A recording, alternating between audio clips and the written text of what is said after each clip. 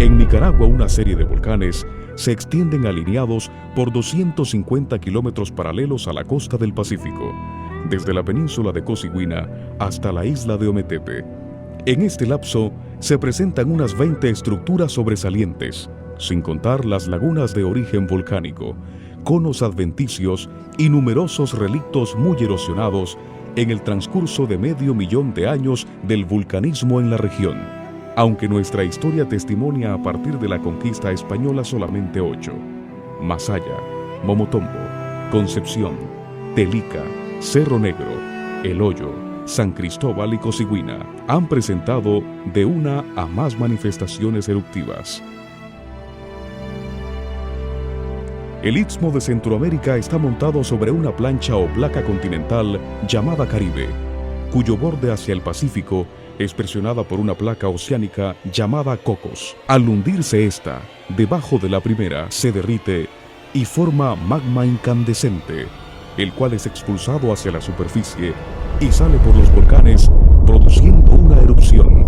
Los volcanes han sido los testigos mudos de nuestra historia, desde mucho antes de la época precolombina. Las huellas de Acahualinca estaban cubiertas originalmente por polvo arrojado por el volcán Masaya hace unos 6.000 años.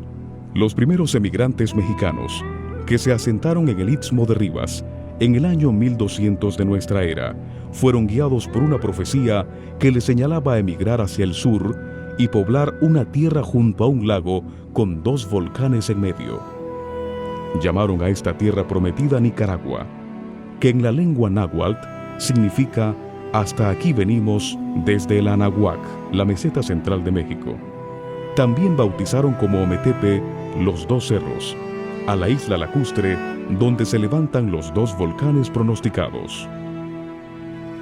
En 1524, el conquistador Francisco Hernández de Córdoba señala la presencia de otros 2 volcanes en plena actividad, el Masaya, al cual describe textualmente como una gran boca de fuego que jamás cesa de arder y de noche parece que toca el cielo del gran fuego que es. El otro volcán entonces activo, el Momotombo, lo describe como un cerro muy alto y por encima de la corona sale el fuego, que se ve a la clara del día y de la noche por 5 bocas. A la redonda hay muy grande cantidad de azufre. Por el resto del siglo, el volcán Masaya fue el de mayor admiración y especulación por la persistencia del fuego en el fondo del cráter. En 1528, el fraile Francisco Bobadilla plantó una cruz en el borde del cráter para exorcizar al diablo, pues creía que el volcán era la propia boca del infierno. Por lo contrario, en 1538, otro fraile, Blas del Castillo, se hizo descender al interior del volcán metido en un canasto, pensando en extraer la materia fundida que brillaba en el fondo y que ante sus ojos codiciosos le parecía oro derretido. Cuando el cronista Gonzalo Fernández de Oviedo escaló el Masaya, acompañado por Nacatime, cacique de Nindirí, fue de la opinión que la materia incandescente que brillaba al fondo del cráter era metal derretido, como el bronce de las campanas. Su dibujo del volcán lo envió al rey de España, siendo Masaya el primer volcán activo descubierto y descrito por los españoles en el Nuevo Mundo. Durante aquella visita, Nacatime refirió a Oviedo sobre la presencia de una bruja, especie de pitonisa aborigen, que emergía entre el fuego del cráter para predecir a los caciques congregados a su alrededor toda clase de augurios, erupciones, terremotos, guerras, sequías, hambrunas y otras calamidades. Los caciques, en cambio, le ofrendaban jóvenes y vírgenes que eran lanzados al fuego en sacrificios propiciatorios. Los frailes de la conquista acostumbraban a bautizar a los volcanes con nombres del santoral cristiano, pero cuando escalaron uno de estos, el cerro tembló y retumbó, y los religiosos bajaron despavoridos sin completar el sacramento. Desde entonces, el volcán conserva su sonoro y desafiante nombre indígena, Momotombo. Entre otros eventos telúricos en el siglo de la conquista, se cuenta la avalancha o aluvión que rompió el cráter del Mombacho en 1570, desbordado sobre la ladera sur, sepultando a una población de 400 indígenas asentadas a sus pies.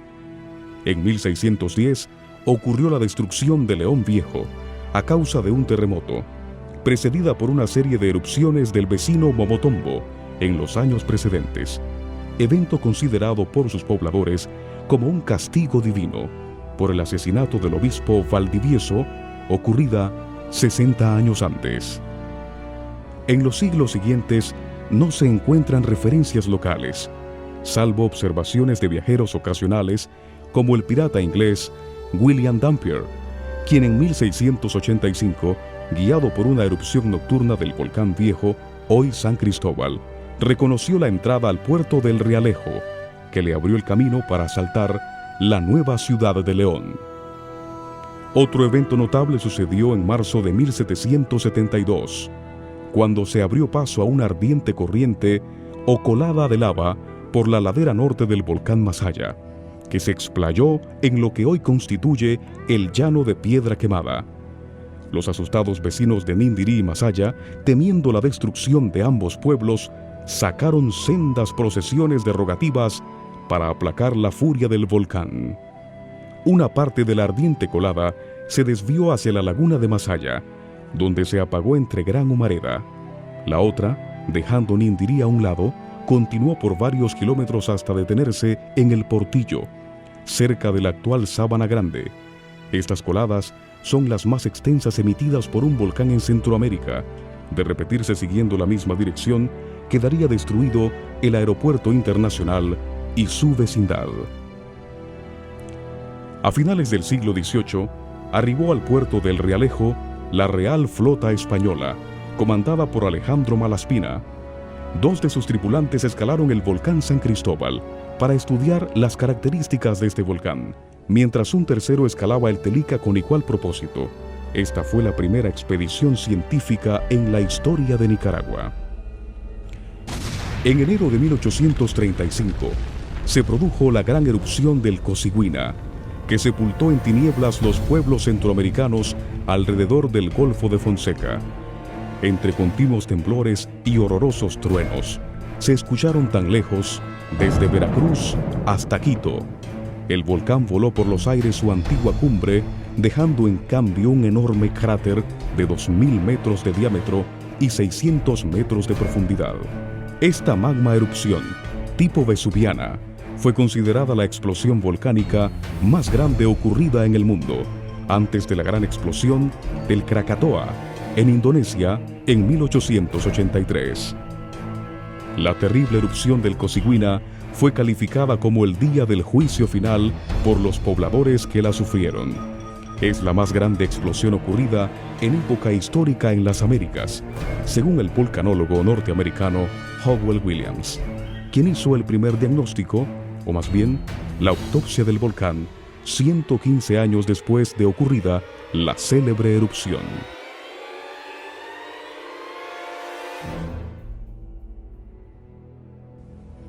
En 1843, Miguel de la Reinaga, prócer nicaragüense de la independencia de Centroamérica, en su libro Memorias sobre el fuego de los volcanes, sostenía que la superficie curva del Océano Pacífico concentraba, a manera de lente, los rayos solares sobre el fondo marino, derritiendo sus rocas que en forma de lavas alimentaban por debajo a los volcanes vecinos a la costa.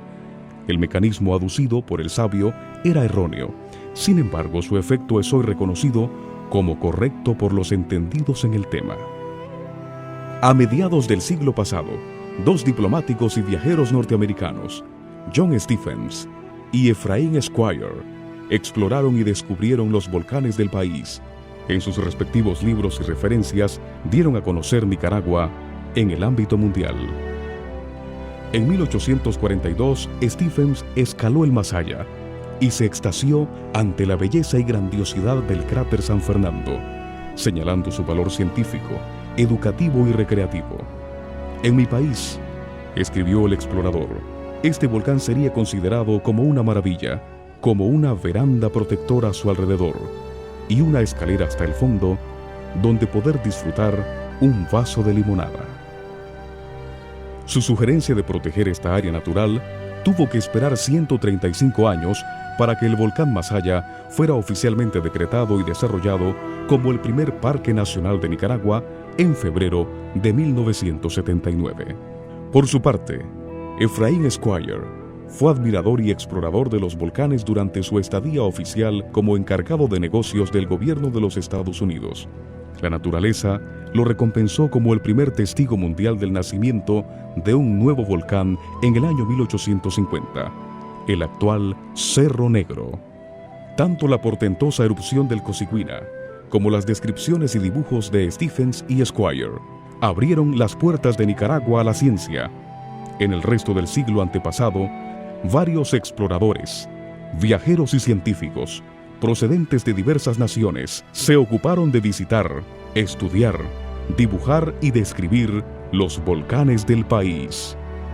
Entre estos figura el geólogo alemán Carl Sapper, quien escaló todos los volcanes del Istmo, desde el Tacaná en Guatemala hasta el Turrialba en Costa Rica, habiendo escrito el primer libro sobre vulcanología del Istmo y un segundo donde reproduce las varias crónicas españolas sobre el infierno del Masaya. Considerando el volumen de materiales arrojados, la frecuencia y vecinidad de los volcanes de Nicaragua, Sapper llegó a considerar este país como el más explosivo del mundo, tanto volcánica como políticamente hablando, a decir de uno de sus discípulos, el doctor Alfred Ridman. En el presente, los volcanes San Cristóbal, Telica, Cerro Negro, Momotombo, Masaya y Concepción siguen muy activos con frecuentes manifestaciones telúricas. No sabemos a ciencia cierta cuáles, cómo, cuándo y dónde se presentarán futuras y amenazantes erupciones, como las sucedidas en los siglos y milenios pasados. Lo cierto es que los nicaragüenses no descansamos sobre un lecho de rosas.